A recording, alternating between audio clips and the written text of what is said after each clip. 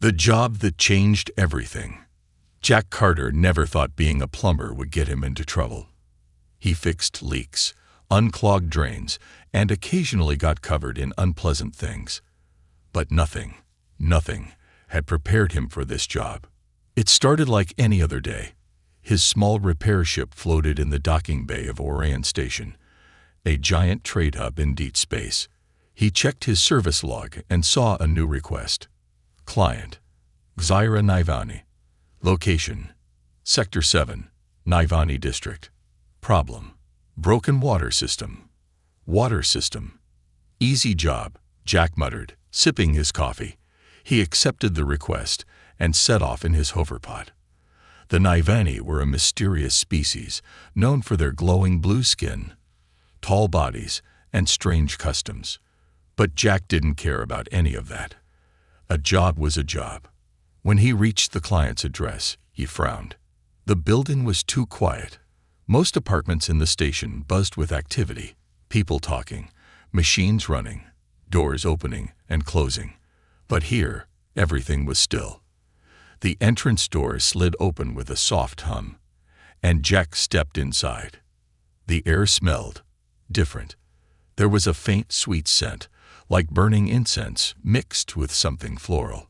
Strange golden symbols glowed softly on the walls. Jack shook his head. Not my problem. Just fix the pipes and leave. He knocked on the inner door. A few seconds later, it slid open, and he came face to face with Zaira. She was tall, maybe a foot taller than him. Her skin was a deep shade of sapphire, and her silver eyes glowed faintly in the dim light. She wore a flowing white robe, and her expression was nervous. "You are the human plumber?" she asked, her voice smooth but uncertain. "That's me, Jack Carter," he said, lifting his tool bag. "Where's the problem?" Zaira hesitated. Her fingers twisted together, and her gaze darted around as if checking for someone. Then she stepped aside and motioned for him to enter. Jack walked in and looked around. The room was too clean for a plumbing emergency. No water leaks, no damp spots, nothing that screamed urgent repair. Then he noticed something strange. The doors locked behind him with a quiet click. He turned back. "Hey, Ada, why did your doors just?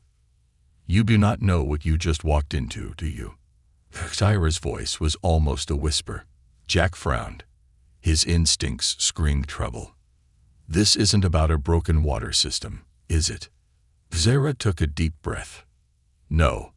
A low hum filled the room. The golden symbols on the walls began to glow brighter. A soft, pulsing light spread across the floor in swirling patterns. Jack took a step back. "All right, lady. I don't know what kind of weird space magic is happening here, but I think I should. You cannot leave." Zaira's voice was firm now. Jack narrowed his eyes. "What do you mean I can't leave?" She swallowed hard. Tonight is the Naivani ritual of selection. Jack had no idea what that meant, but it did not sound good. "Okay. And?" he asked, gripping his wrench. Zaira looked at him with something between guilt and panic. "The one who enters this room during the ritual is chosen." Jack blinked. Chosen for what? Before she could answer, a deep, echoing voice filled the air. "The ritual has begun. The chosen one has arrived." A bright flash of light filled the room. Symbols shifted, twisting into a new pattern. A deep drum-like sound pounded from nowhere, vibrating through Jack's chest. Zaira's face turned pale. Jack clenched his fists. "Lady, you better start explaining right now." Zaira took a shaky breath. "I needed a mate for the ritual. My intended partner ran away. If I did not bring someone, I would be dishonored." Jack stared at her. "So you call the plumber?" Zaira winced. I thought I had more time. I only needed a reason for a male to enter. I did not know the doors would seal immediately." Jack exhaled sharply. "Great, just great. So what happens now?" Zaira hesitated. "You must complete the trials. Jack groaned. "Let me guess. If I refuse, I die." Zara didn't say anything, but the look in her eyes said everything. Jack rubbed his face. Of course, this would happen to him. He was just a plumber, a normal guy fixing pipes in space. And now he was trapped in an alien mating ritual. "Unbelievable," he muttered. Just another day in the life of Jack Carter. The symbols on the walls pulsed again. The floor shifted beneath his feet. The first trial was about to begin. Wait, this isn't just a plumbing job. Jack Carter had been in some weird situations before. He had unclogged toilets that smelled like something had crawled in and died. He had fixed pipes that burst with alien slime instead of water. Once, he even had to wrestle a sewer eel that had gotten stuck in a waste filtration system. But this was something else entirely. The room rumbled as the glowing symbols pulsed with a golden light. Strange whispers echoed from nowhere and everywhere at the same time. The air smelled thicker now, like a mix of old parchment and burning incense. Jack took a deep breath, gripping his wrench tighter. "All right, lady. You got about 5 seconds to explain before I start breaking things." Zara swallowed hard. She was still standing near the center of the room, looking nervous. "I told you, this is the ritual of selection." Jack rolled his eyes. "Yeah, you mentioned that. But what does it mean? Because if this is some weird marriage ceremony, I'm not signing up for anything." Zara hesitated. "It is not exactly marriage." Jack crossed his arms. "Then what exactly is it?" Zara sighed and finally looked him straight in the eyes. "The Naivani do not choose mates the way humans do. Our bonds are forged through trials, strength, intelligence, survival. A chosen mate must prove they are worthy." Jack frowned. "Okay, and how do I get out of this without participating?" Zara bit her lip. "You can't." Jack groaned. "Of course I can't."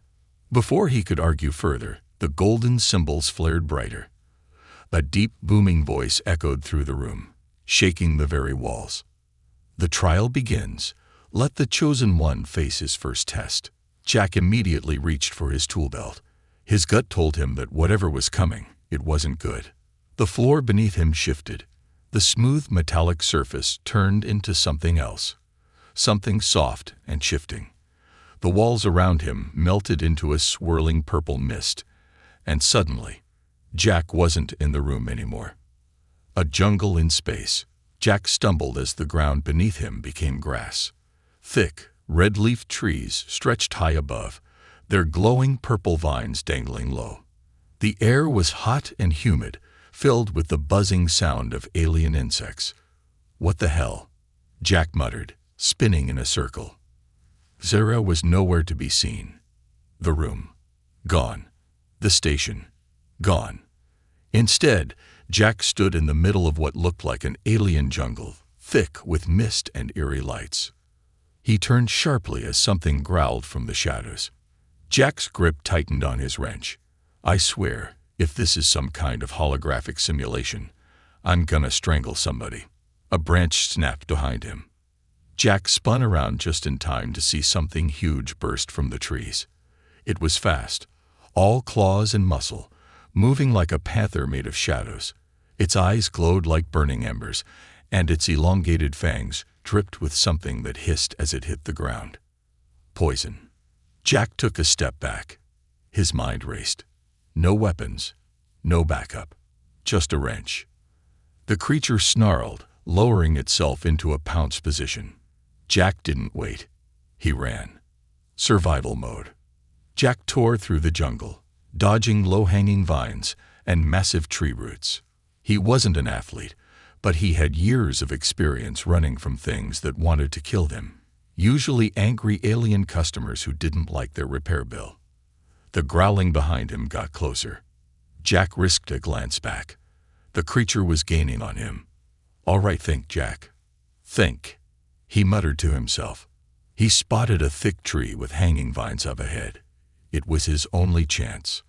With a grunt, he jumped, grabbing a vine and swinging himself up just as the creature lunged. It missed, barely. Its claws scraped against the bark, sending sparks flying. Jack scrambled higher. The creature circled below, snarling. He took a shaky breath. Okay. Step 1. Don't get eaten. Step 2. Figure out how to get out of this jumble before something worse shows up. A sudden voice echoed in his head, deep and ancient. Clever. But will cleverness be enough? Jack froze. Who said that? The jungle rippled, and suddenly the air shimmered like a heatwave. The creature vanished. The trees faded. Jack's feet hit solid metal again.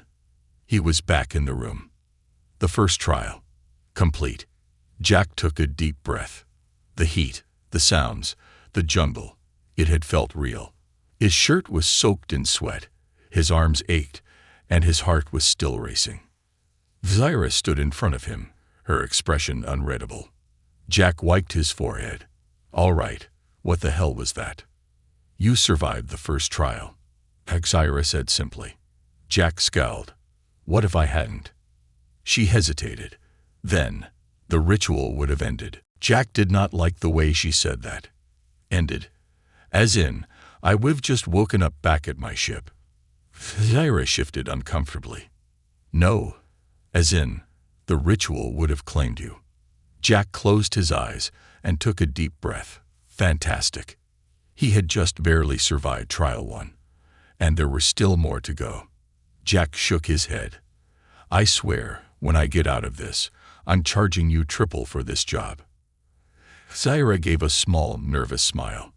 If you survive, I will gladly pay. Jack muttered under his breath, picking up his wrench again. Let's get this over with. The symbols on the walls glowed once more. The next trial was about to begin. Trial by fire and tentacles. Jack Carter had survived his fair share of disasters. He had once fixed a pressure valve while standing knee-deep in a septic tank explosion. He had rerouted an entire station's plumbing system using nothing but duct tape and sheer human stubbornness. And he had definitely had customers worse than that shadow monster he just escaped. But this was a whole new level of ridiculous. The golden symbols on the walls pulsed again, casting strange, moving shadows across the room. Zyra stood nearby. Her glowing silver eyes locked on him, her hands clenched together. She looked nervous, more nervous than before. Jack wiped the sweat from his forehead and adjusted his grip on his wrench. All right, princess. I survived your little jungle nightmare. What's next? Am I gonna have to fight an alien bear? Wrestle a space octopus? Or bo-o-om? The floor shook violently. Jack barely kept his footing as the metal beneath him split apart, revealing a deep pit lined with glowing blue liquid. His stomach twisted. It looked like water, but something about it felt alive. The surface pulsed and rippled, moving like it was breathing. Zyra's voice was soft but tense. You will not like this next trial. Jack laughed bitterly. Oh, really? Because I was loving the last one. Before she could respond, the deep, ancient voice that had haunted him since the first trial echoed through the chamber. The second trial begins. Let the chosen one face the test of the depths. Jack barely had time to process that before the floor disappeared beneath his feet. Into the deep. Jack fell. Cold, thick liquid swallowed him whole. It wasn't like falling into water. It was heavier, like sinking into something that didn't quite want to let him go. For a split second, he couldn't breathe. Then, just as panic started clawing at his chest, he realized something strange. He wasn't drowning. The liquid was thick, yes, but somehow he could still get air. Which meant he was still alive. For now. Jack opened his eyes. Big mistake. The water around him wasn't empty. Things moved in the darkness. Shadowy shapes, long and writhing, slithered through the liquid, circling him like sharks around fresh meat. Jack's muscles tensed. Oh, you've got to be kidding me. Then one of them lunged. A tentacle, long, black, and covered in suckers the size of his fists. shot toward him with terrifying speed. Jack reacted on instinct. He twisted, swinging his wrench with all his strength. Ki-lang! The wrench connected, and the tentacle reeled back, vibrating from the impact. Jack didn't wait. He started kicking upward, forcing his way through the thick liquid, trying to reach the surface. But the moment he moved, more tentacles rushed toward him. Of course, Jack muttered, because one wasn't bad enough. A second tentacle wrapped around his ankle. Then a third. Jack gritted his teeth as the cold, slimy appendages dragged him deeper. Human stubbornness versus space horror. Most people would have panicked. Jack got mad. His arms burned, his lungs ached, but he refused to go down without a fight. "Listen here, you overgrown sushi monster," he growled. "I don't care if you're some ancient god of the deep. You picked the wrong human." With a grunt, he swung his wrench again, this time aiming low, toward the tentacle holding his leg. Cracky! The creature screeched, a horrible, bubbling sound that vibrated through the liquid. The grip loosened just enough. Jack twisted, grabbing onto another tentacle and pulling himself up like he was climbing a rope. More tentacles lashed out, but Jack dodged, ducked, and climbed, using them against each other. By the time he reached the surface, his arms felt like they were going to fall off. With one final push, he broke through the liquid. Emerging as a survivor, Jack landed hard on solid ground, coughing and gasping. The air in the chamber felt warm and thick compared to the freezing depths below. Zyra was already kneeling beside him. "You survived." Jack let out a weak chuckle. "Yeah, shocking, right?" She hesitated before offering her hand. Jack took it and let her help him up. His legs felt like jelly. His entire body ached. His clothes were soaked, but at least the liquid was evaporating fast. Jack shook his head. "All right. What the hell was that thing?" Zyra looked uncertain. "The Depth Watchers. They test a warrior's will to survive." Jack snorted. "Great, because nothing says mating ritual like getting strangled by an alien octopus." Before Zyra could reply, the deep voice returned. "The second trial is complete. The chosen one endures." Jack groaned. "Can we stop calling me that?" The symbols on the walls flashed again, and the room shifted once more. Jack barely had time to catch his breath before he found himself somewhere new. The third trial awaits. The room had changed again. Jack wasn't standing on solid metal anymore. Instead, he was in a vast, open arena. The sky above him was a deep, swirling red, filled with floating, glowing runes that shifted like living creatures. And standing opposite him was something that made his stomach drop. An Ivani warrior. Not just any warrior. This one was huge. A foot taller than Zyra, covered in dark armor that shimmered like liquid metal. His silver eyes glowed, and in his hands he held two curved blades. Jack exhaled slowly. "Oh, fantastic. We've reached the fight to the death part of the ritual, huh?"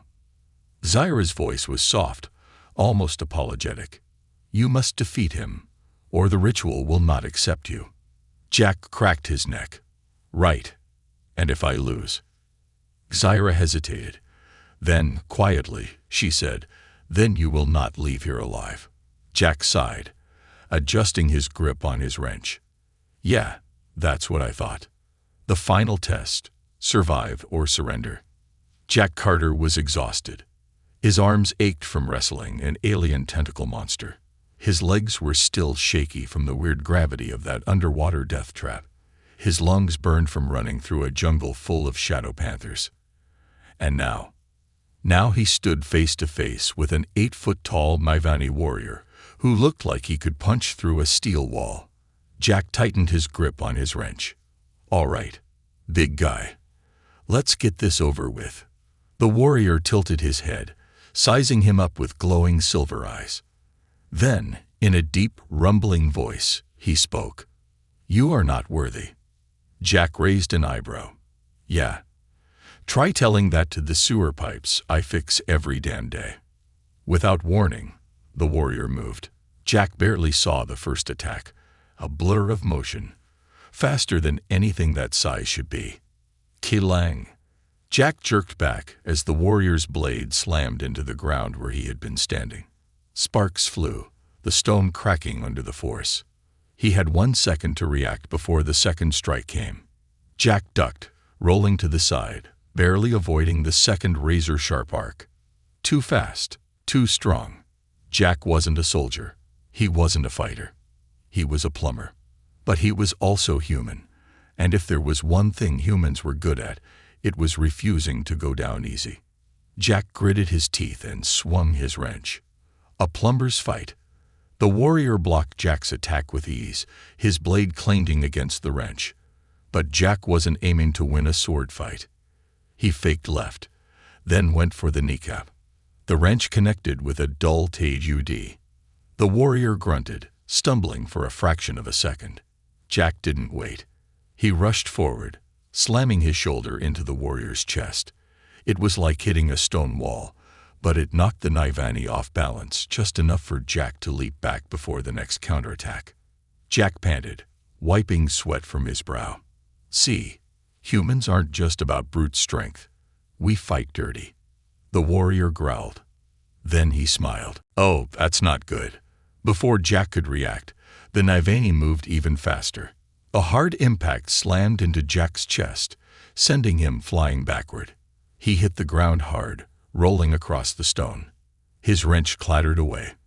Jack gasped, pain flaring through his ribs. He tried to move, but the warrior was already on him. A massive foot pressed down on Jack's chest, pinning him. The warrior raised his blade. Zira called out from the sidelines. Wait, don't kill him. The warrior hesitated. Jack took that second of distraction and acted. Victory in the unlikeliest way. Jack grabbed a handful of dirt from the ground, and then he threw it straight into the warrior's glowing silver eyes. The massive alien roared, stumbling back as he instinctively tried to clear his vision. Jack wasted zero time. He rolled to his side, snatched up his wrench, and then swung it with everything he had. Crack! The wrench connected with the warrior's helmet, sending him crashing to the ground. Silence filled the arena. Jack stood over the fallen warrior, chest heaving. That's for stepping on me. The glowing symbols on the walls shifted, pulsing in an eerie rhythm. The deep, ancient voice returned, rumbling through the space. The final trial is complete. The chosen one has proven his worth. Jack groaned. Oh, now unworthy. Zira hurried forward, her eyes wide with something that looked like shock and admiration. I can't believe you won. Jack wiped dust off his wrench. Yeah, well, we humans have a saying. When in doubt, throw dirt in their face. The fallen warrior let out a low chuckle, rubbing his head. Clever. Very clever. Jack looked at him, surprised. Wait, you're not mad. The warrior sat up slowly, shaking his head. You fought well, with honor, and with creativity. You are, indeed, worthy. Jack glanced at Tyra. What now? Zyra hesitated. Now, the ritual is complete. You are bonded to me. Jack blinked. Wait, what? The truth behind the ritual. Jack sat on a nearby stone, trying to process what had just happened. So let me get this straight, he said, rubbing his temples. This wasn't just some battle tournament. It was a mating ritual. Zyra nodded. Yes. And I passed, which means you are my chosen mate. Jack groaned. I knew you ate. Zyra's face flushed a deeper shade of blue. It is more complicated than that. This ritual was not just about mating. It was about finding a protector. A mate strong enough to defend the Nivani people. Jack stared at her. So you're telling me I just accidentally signed up to be a warrior husband for an entire alien species? Zyra looked away. Well, yes. Jack exhaled slowly. Fantastic. Before anyone could say more, a loud siren blared through the chamber. The glowing symbols flickered violently. Jack's gut twisted. That doesn't sound good. Zyra's expression darkened. We're under attack. Jack stood up. By who? She turned to him, silver eyes flashing. The Dravak war fleet. They've come to wipe us out. Jack clenched his jaw. He was tired, sore, and still processing the fact that he had somehow become an accidental alien husband. But now he had bigger problems. Jack picked up his wrench and cracked his knuckles. All right, time to show these Dravak guys why you don't mess with a human plumber. The twist. Why was Jack really chosen? Jack Carter had zero time to process what just happened. 1 minute, he was accidentally winning an alien mating ritual, and the next. Sirens, blaring, everywhere. Zyra's silver eyes glowed with urgency as she grabbed his arm. We have to move. Now. Jack barely had time to pick up his wrench before she pulled him toward a hidden door that slid open with a sharp hiss. Beyond it, a narrow corridor buzzed with energy, Naivani warriors sprinting in formation, weapons in hand. The entire structure shook, as if something massive had just hit the outer hull. Jack struggled to keep up. All right, someone better start explaining. Who the hell are the Dravak? Zyra barely glanced back as they ran. A warfaring species. Conquerors. They have been after Naivani territory for centuries. Jack gritted his teeth. And you're saying they just happened to show up right after your little ritual? Zyra hesitated. That single moment of silence told Jack everything he needed to know. This isn't a coincidence, is it? He muttered. She stopped, turning to him. The red emergency lights painted her blue skin in deep shadows. No, it is not. Jack exhaled. Fantastic. You mind telling me why I'm really here? Zyra bit her lip, as if debating whether to speak. Then she whispered, The Dravak have been waiting for our ritual to end. They knew we would be vulnerable right now. Jack frowned. But why does that involve me? Before she could answer, another explosion ripped through the structure. The walls trembled. Down the hall, a massive blast door burst open, and Jack saw them. The Dravak. Massive reptilian humanoids, covered in obsidian-colored armor, their yellow eyes glowing under metal helmets. Their weapons were brutal, spiked energy blades, clawed gauntlets, and plasma rifles that hummed with lethal power. And they were charging straight at them. Zyra cursed in her language, yanking Jack behind a support column. She raised her wrist, activating a glowing interface. We need reinforcements, no. Jack peeked around the column. You got a plan? She glanced at him. Do you? Jack checked his belt. All he had was a wrench, some electrical tape, and a handful of multi-tool gadgets, and a whole lot of human stubbornness. He cracked his knuckles. Oh yeah, I got a plan. Zyra's expression flickered with doubt. Jack, they have plasma rifles. Jack grinned, and I have a degree in improvised engineering. A plumber's defense plan. The Dravak stormed forward, rifles raised, preparing to open fire. Jack moved first. He yanked a pressurized conduit hose from the wall and twisted the release valve. With a loud hiss, a jet of steaming hot gas blasted into the corridor. The Dravak warriors reeled back, momentarily blinded. Jack was already moving. He grabbed 2 power cables from a broken panel, stripped the ends with his wrench, and jammed them together. Boom! A massive arc of electricity surged down the hallway, overloading enemy weapons and frying their armor systems. Jack grinned. Plumbing and electrical work. A deadly combo. Zyra stared at him, shocked. How? Human ingenuity, sweetheart. He winked. Now grab a gun and help me. She didn't argue. Snatching a fallen Dravak's rifle, she spun, firing precise plasma shots down the hallway, taking out 3 of them in a heartbeat. Jack whistled. Remind me never to get on your bad side. But they weren't done yet. More Dravak reinforcements were moving in, heavily armored, adapting to their tricks. Jack's mind raced. He needed something bigger, something that cooled. Wait. His eyes flicked to a nearby pressurized water pipe. He grinned. Oh, this is gonna be good. The power of high-pressure water cannons. Jack sprinted toward the pipe, wrench in hand. Cover me. Zira took position, laying down suppressive fire. Jack yanked open an access panel and tore loose the safety valve. The pipe rumbled, pressure building inside. The Dravak warriors charged forward, right into the trap. Jack twisted the main valve. FWOOOSH. A massive high-pressure blast of water erupted from the pipe, slamming into the advancing Dravak like a freight train. The first wave was blasted off their feet, slamming into the walls with bone-crunching force. The second wave got swept down the corridor, tumbling helplessly as the water turned the entire hallway into a raging flood zone. Jack leaned on his wrench, grinning. Never underestimate the power of a good water line. Zira just stared at him, wide-eyed. You are unbelievable. Jack smirked. I get that a lot. But before they could celebrate, Zira's wrist flashed with an urgent alert. She glanced at the holoscreen, and her face went pale. The Dravak. They've breached the command center. Jack's smirk vanished.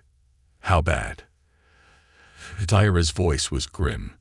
They've taken control of our planetary defense systems. If we don't stop them, they'll turn our own weapons against us. Jack exhaled. Let me guess. I gotta fix the system before they blow up the whole station. Zira nodded. Yes. Jack grabbed his wrench. Well, hell. At least this time, it's actually a plumbing job. Zira blinked. Then, for the first time since this mess started, she laughed. Jack grinned. Team on. Let's go save your people. The two of them took off running, side by side. Behind them, Dravak bodies floated in the flooded corridor, unconscious or scrambling to escape. The battle wasn't over yet, and Jack had one last job to do. An invasion and humanity's answer. Jack Carter had officially seen it all. Alien jungle. Check. Underwater tentacle monsters. Check. Giant warrior trying to chop his head off. Check. Winning an accidental alien mating ritual. Unfortunately. Check. Now he had to save an entire alien species using nothing but his plumbing skills and human stubbornness. No pressure. Breaking into the command center. Jack sprinted through the metallic corridors of the Niveni station. Zira at his side. Every now and then, the walls rumbled, distant explosions shaking the structure. The Dravak had breached multiple sections, and if Jack didn't act fast, they'd take full control. Zira tapped her holo wrist screen as they ran. The Dravak have locked down the command center. We need a way inside. Jack exhaled. Lem guess. Reinforced blast doors. Yes. Impenetrable. Jack cut her off. Nothing is impenetrable. Not if you know where the pipes run. Zira gave him a confused look, but Jack was already scanning the walls, looking for something useful. Then he spotted it. A maintenance hatch, small, almost invisible to the untrained eye. Jack grinned. Found our way in. Plumbing the impossible. Jack pried open the hatch, revealing a network of pipes and ventilation shafts leading toward the command center. Zira hesitated. This is the waste disposal system. Jack shrugged. Yeah, well, I've crawled through worse. She looked disgusted but followed anyway. The tight space smelled metallic and damp, but at least it wasn't sewage. They moved fast, crawling through the twisting tunnels until they reached a junction point. Jack checked the layout. The main security grid was connected to the station's water supply. That meant bingo. Jack smirked. Time to remind these Dravak what happens when you mess with a guy who understands pressure systems. He pulled a small wrench from his belt and twisted a release valve just slightly. Nothing happened at first. Then, HFY. The pipes groaned as pressure built up inside them. Steam hissed, metal creaked, and Boo-oo-om. A blast of scalding steam erupted from the command center ceiling, catching the Dravak soldiers off guard. The moment they flinched, Jack kicked open a side vent and dropped in. Battle inside the command center. The room was chaos. Dravak warriors, towering and armored, had taken over the Nivani control panels. Their leader, a huge brute with jagged black scales, turned just in time to see Jack land. Jack didn't wait. He swung his wrench like a baseball bat, smacking the nearest Dravak soldier across the jaw. Crack! The Dravak staggered, growling in pain. Before he could react, Syra leaped in behind Jack, her plasma rifle spinning in her hands. Piu! Piu! Piu! 3 precise shots. 3 Dravak down. Jack grinned. I love a woman who knows how to shoot. Syra didn't respond. She was already moving, dodging enemy fire as the remaining warriors rushed forward. Jack grabbed the nearest control panel and yanked open a maintenance hatch. Inside, a mess of wires and cooling tubes were lined up in neat rows. Jack's brain went into overdrive. If the Dravak controlled the station's defense systems, that meant they must have hijacked the power relay. Which meant he could steal it back. The ultimate HFY move. Jack ripped out a few minor wires, crossed a high-voltage coolant line, and ZZZZ. The entire room flickered. The lights dimmed and then boo-oo-om. A controlled power surge blasted through the station's defense grid. Every Dravak weapon in the room overloaded, their energy rifles sparking and shutting down. Jack grinned. Ever heard of a circuit breaker, boys? The Dravak leader roared, realizing their mistake. He lunged at Jack, claws outstretched. Jack ducked, grabbed a high-pressure water valve, and SPLOSH. A powerful jet of freezing water blasted the Dravak commander off his feet. He slammed into a control panel, his armor short-circuiting in the process. He twitched, then collapsed. Jack wiped his forehead. Never underestimate a plumber. The station fights back. Tyra rushed forward, reclaiming the command console. Her fingers danced over the controls, overriding the Dravak encryption. I have control of the weapons system. Jack clapped his hands together. Then let's send those bastards a message. Syra nodded, activating the planetary defense cannons. Outside the station, massive energy turrets swiveled into position. The Dravak fleet, still thinking they controlled the systems, were caught off guard. Then, boom, boom, boom. Nivani cannons opened fire, ripping through the Dravak warships. The enemy fleet scrambled, realizing their mistake. Their ships turned, trying to retreat. But Syra's eyes glowed with fury. Not this time. She fired one last pulse blast. The Dravak flagship exploded, sending shockwaves through space. The remaining enemy ships, they ran. The invasion was over. The aftermath. Jack collapsed into a chair, exhaling. Well, that was fun. Syra turned to him, eyes still glowing. You saved my people. Jack grinned. Just another day in the life of a plumber. Syra hesitated, then said softly, you are more than that. Jack raised an eyebrow. Yeah. She stepped closer. You are now Nivani, one of us. Jack blinked. Wait, what? The glowing symbols in the room flashed. The deep, ancient voice returned one last time. The Chosen One has fulfilled his purpose. He is bound to the Nivani. Forever. Jack shot up. Hold on. Forever. Syra gave a small smile. You are one of us now, Jack Carter. Jack groaned. Of course I am. Before he could protest further, his wrist communicator beeped. A new job request. Jack glanced at it.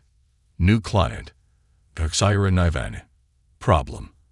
I require your services. Permanently. Jack sighed. I swear, I was just here to fix a sink. Syra tilted her head. And yet here you are. Jack shook his head. Fine, but I'm charging extra. She smirked. We shall see. Jack sighed. Yeah, we will. The legend of Jack the Plumber. Jack Carter had a lot of questions.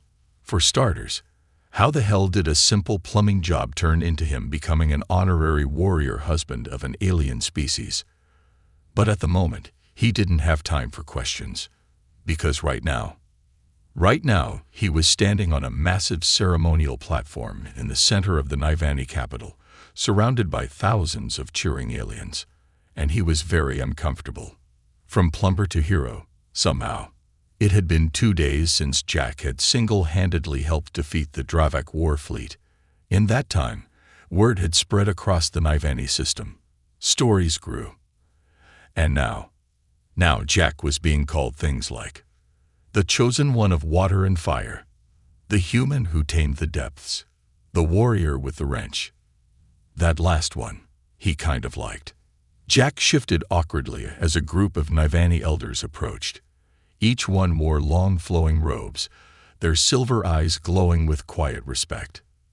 The eldest of them, a tall Nivani with a staff carved from a single shard of stardust, raised his hands. The ritual has ended. A champion has emerged. Jack leaned toward Zyra. You're sure they know I'm not actually a warrior, right? Zyra smirked. Tell that to the Dravak fleet you helped destroy. Jack groaned. That was plumbing, not combat. The elder continued, his voice echoing across the plaza. Jack Carter, human of Terra, you have proven yourself worthy beyond expectation. You have fought against the shadows. You have faced the depths. You have tamed the wilds. And most of all, he turned to Jack, bowing slightly. You have kept our pipes from bursting. Jack blinked. Wait. What? The elder gestured to a massive holographic screen behind them. It displayed a network of Nivani water systems, all flashing green. Zyra whispered, while you were in the command center, you accidentally optimized our entire planet's water pressure system. Jack's mouth fell open. What? She nodded. Our people have been trying for centuries to balance our water reserves. You did it in 30 minutes. Jack blinked. He looked at the cheering crowd, looked at the elders, looked at Zyra. Then, slowly, he turned back to the screen. All I did was reroute a few pressure valves. Zyra gave him a dead serious look. You saved us. Jack sighed. Well, Dan. The elder raised his staff again. Jack Carter, we honor you today as one of us. As a warrior. As a protector. As... The elder paused dramatically. Jack leaned forward. As husband of Zyra, our honored princess. Jack's entire brain crashed. What? Accidental marriage, again. Jack turned to Zyra, eyes wide. Princess, you didn't tell me you were a princess. Zyra shrugged, looking only slightly guilty. It never came up. Jack groaned. Oh, you have got to be kidding me. The elder continued, completely ignoring Jack's shock. Let the bonding ceremony commence. Jack blinked. Hold on. Wait. Too late. A procession of Nivani musicians began playing an eerie, hypnotic tune. A group of robed figures carried a golden ceremonial orb toward them. Zyra took Jack's hand, her eyes glowing. It is a great honor, Jack. Jack sighed. Yeah, I bet it is. The elder stepped forward with the ceremonial orb. Jack Carter of Terra, do you accept your role as protector of our people, mate to our princess, and guardian of our future? Jack considered his options. Option 1. Say no. Maybe offend an entire species. Maybe get thrown into another ritual, possibly involving more tentacle monsters. Option 2.